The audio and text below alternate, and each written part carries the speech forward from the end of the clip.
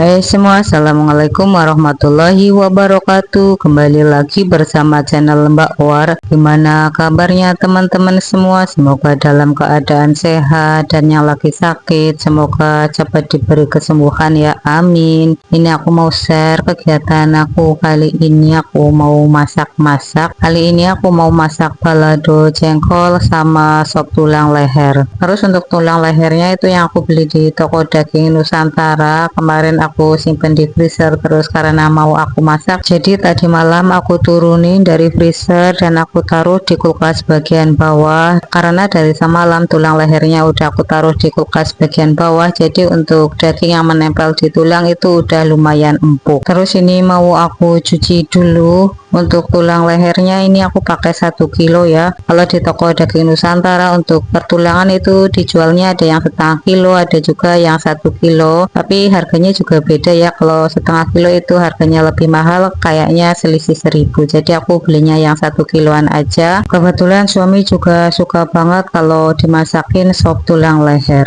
Terus untuk tulang lehernya ini mau aku cuci dulu sebab masih banyak darah-darahnya, dan ini mau aku rebus.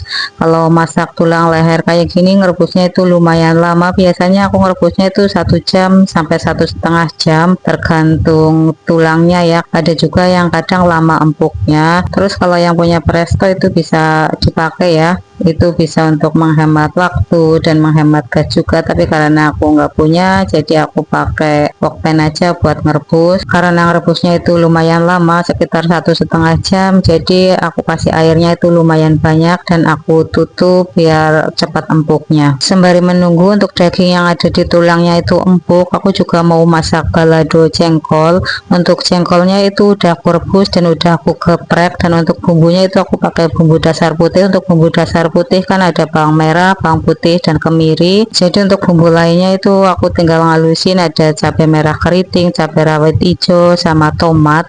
Kalau tomat itu opsional ya, boleh dikasih boleh juga enggak, tapi karena aku ada stok tomat aku pakein aja. Terus ini udah aku chopper untuk bumbunya. Walaupun tadi pas nyopernya pakai minyak, tapi karena aku pakai tomat jadi kadar airnya itu masih lumayan banyak. Jadi ini aku tumis dulu hingga kadar airnya itu habis. Setelah kadar airnya habis, ini aku masukkan untuk bumbu dasar putih. Tumis bumbunya itu hingga benar-benar matang biar nggak bau langu. Setelah bumbunya matang, aku masukkan jengkol yang udah aku rebus dan udah aku geprek. Aduk-aduk bumbunya hingga tercampur merata ke jengkolnya. Terus ini juga mau aku kasih air ya biar bumbunya itu lebih meresap. Untuk airnya juga opsional, mau dikasih atau enggak juga boleh, sebab untuk jengkolnya itu juga udah matang dan udah aku geprek, udah empuk juga. Tapi karena aku ingin bumbunya itu lebih meresap, jadi aku kasih air itu kira-kira setengah liter. Selanjutnya tinggal kasih perbumbuan, ada garam, gula merah, penyedap, saus tiram, kecap manis, terus ada lada bubuk. Di sini aku pakai lada hitam karena aku hanya punya stok lada hitam. Kalau yang punya stok lada putih juga boleh dikasih lada putih, sesuai dengan selera aja. Masak jengkolnya itu hingga matang, terus airnya ini juga udah menyusut ya.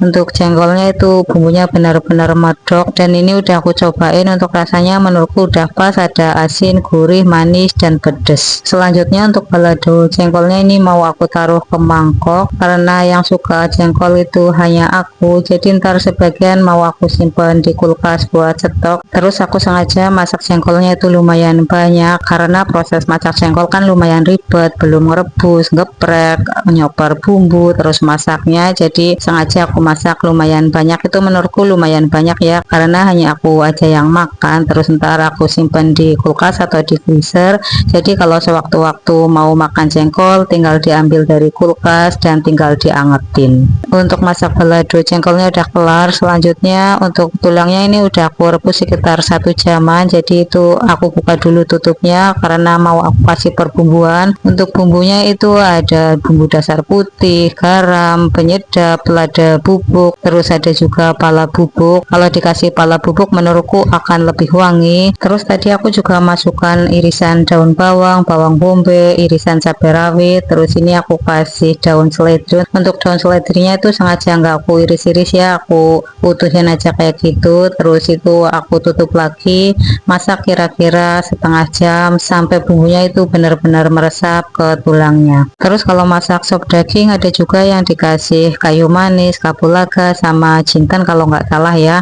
Tapi karena suamiku kurang suka, jadi untuk perbumbuannya aku kasih yang seperti biasa aja masak sop. Dan untuk sopnya juga aku kasih pelengkap sayuran, yaitu ada kol sama wortel, tapi sengaja aku pisah sebab aku masak sop tulangnya itu kan lumayan banyak, 1 kilo, takutnya satu hari nggak habis. Jadi untuk sayurannya sengaja aku pisahin biar nggak cepet basi. Untuk sayurannya itu juga sesuai selera ya, bisa dikasih buncis, wortel, kentang, sama kol.